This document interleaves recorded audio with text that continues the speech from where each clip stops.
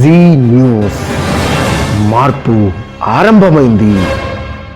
అందరికీ నమస్కారం. నా పేరు నగేష్ మూర్తి, సోషల్ జర్నలిస్ట్. గత ప్రభుత్వం అంటే జగన్ ప్రభుత్వం ప్రజల పక్షపాతిగా, పేదల పక్షపాతిగా నడిచిందని పెద్ద ఎత్తున ప్రచారం చేసుకుంది. ఎంత పక్షపాతిగా ఉంది అంటే ఎంత పేదల పక్షాన్ని పనిచేసిందని కొన్ని లెక్కలు చూస్తే అందరికి కూడా ఆశ్చర్యపోయే విషయాలు చాలా వస్తాయి. అంటే అదేదో ఒక సినిమాలో బ్రహ్మానందం కనిపిస్తూ ఉంటాడు. ఏదో మాటల్లో చేస్తూ ఏం చేస్తావంటే నేను సోషల్ సర్వీస్ చేస్తాను అంటాడు. ఏం చేసావంటే 6 యాపిల్స్ పనిచేశాను అంటాడు.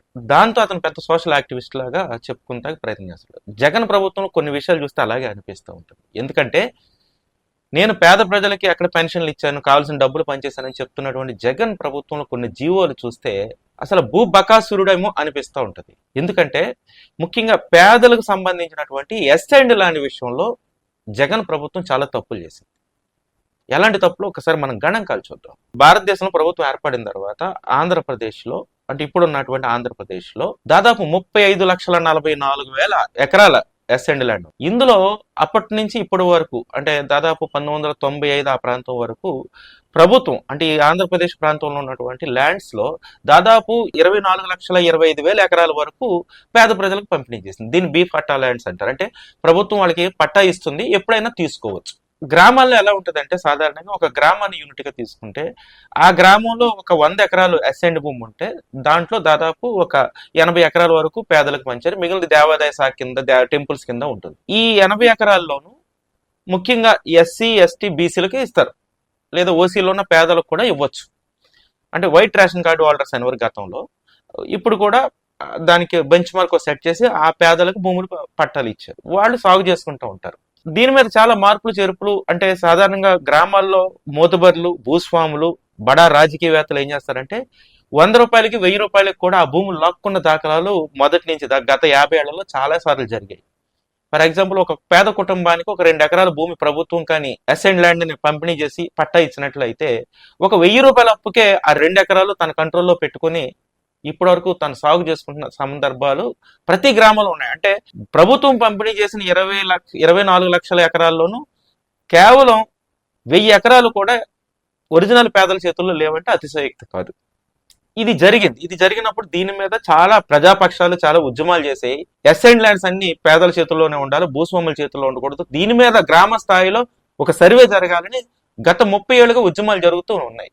అయితే జగన్ ప్రభుత్వం దీని మీద స్పందించి ఒక జీవో ఇచ్చింది. ఆ జీవో ఏంటంటే ఎస్ఎండ్ ల్యాండ్స్ అమ్ముకునే అధికారం ఆ పేదలకు ఇచ్చింది. ఎందుకంటే ఇప్పుడు ఇందాక చెప్పినట్లుగా ఓ 2 ఎకరాలు ఉన్నటువంటి ఒక పేదవాడుకి 2 ఎకరాలు ప్రభుత్వం ఇచ్చినట్లయితే ఆ భూమిని అతను అమ్ముకునే హక్కును కలగజేస్తూ జగన్ ప్రభుత్వం జీవో ఇచ్చింది. ఇది మంచి జీవో కదా అనుకోవచ్చు చాలా మంది.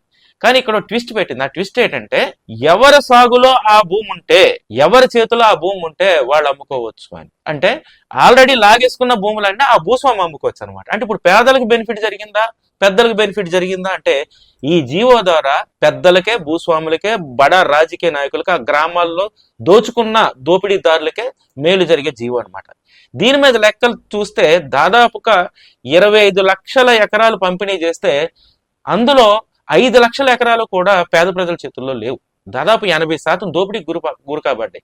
మిగిలినవి కూడా ఎలా ఉన్నాయో కూడా తెలియదు. ఎందుకంటే ఈ భూములన్నీ మండల అధికారి చేతిలోను, గ్రామ మున్సిపల్ గతంలో ఉండేవారు, ఇప్పుడు వీఆర్ఓ చేతుల్లో ఉంది. వాళ్ళు తలుచుకుంటూ ఆన్లైన్ లో ఒక బటన్ నొక్కి మార్చేశారు. ఈ మార్చేయడం వల్ల భూములు ఏమి కూడా పేదల చేతుల్లో లేవు.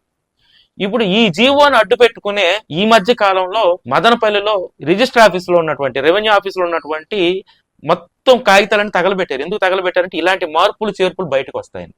సో ఇలా జగన్ ప్రభుత్వం ఏం చేసిందంటే మొత్తం ఎస్ఎండ్ ల్యాండ్స్ మీద కన్నేసినటువంటి భూస్వాములు అందరికీ అనుకూలంగా జీవో విడుదల చేసింది. ఈ జీవోను వెంటనే రద్దు చేయడంతో పాటు గతం నుంచి ఎవరికైతే ఆ భూమిని పంపిణీ చేశారో గత రికార్డ్స్ ని దాని మీద గ్రామ స్థాయిలో ఒక ట్రాక్ రికార్డ్ తీసుకుని మళ్ళీ వాళ్ళకి చెందేటట్టుగా చేయాలి.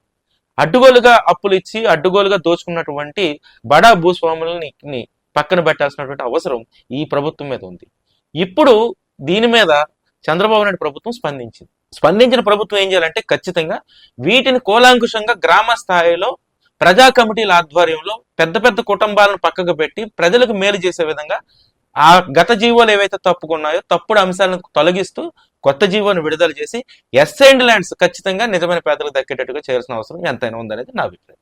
Thank you. విజయవాడ కేంద్రంగా ఆంధ్రప్రదేశ్ లోని ప్రతి పార్లమెంట్ పరిధిలో కాపునాడు ఫౌండేషన్ ఆధ్వర్యంలో విద్యార్థులకు వేరువేరుగా కీర్తిశేషులు మిరియాల వెంకట్రావు స్మారక విద్యాగృహాలు అంటే కాపు విద్యాభవన్ల ఏర్పాటు జరగనుంది. 5వ తరగతిలో ఆర్థిక ఇబ్బందుల వల్ల చదువు ఆపేసిన పేద కాపు కుటుంబంలోని బాలబాలికలను గుర్తించి కాపు విద్యాభవన్లో చేర్పించి వారిని ఉన్నత విద్యావంతులుగా తీర్చిదిద్దే బృహత్ సంకల్పంతో కాపునాడు ఫౌండేషన్ ఈ విద్యా ఉద్యమాన్ని మొదలుపెట్టింది. మన సామాజిక వర్గ భవిష్యత్ తరాల్ని విద్యార్థులుగా తీర్చిదిద్దేందుకు మీరు ఈ ఉద్యమంలో పాలు పంచుకోండి. కాపు విద్యాభవన్ ని సందర్శించి తగిన సూచనలు సలహాలను తెలియచేయండి. యావత్ కాపు సమాజానికి కాపునాడు ఫౌండేషన్ తరఫున ఇదే మా ఆహ్వానం.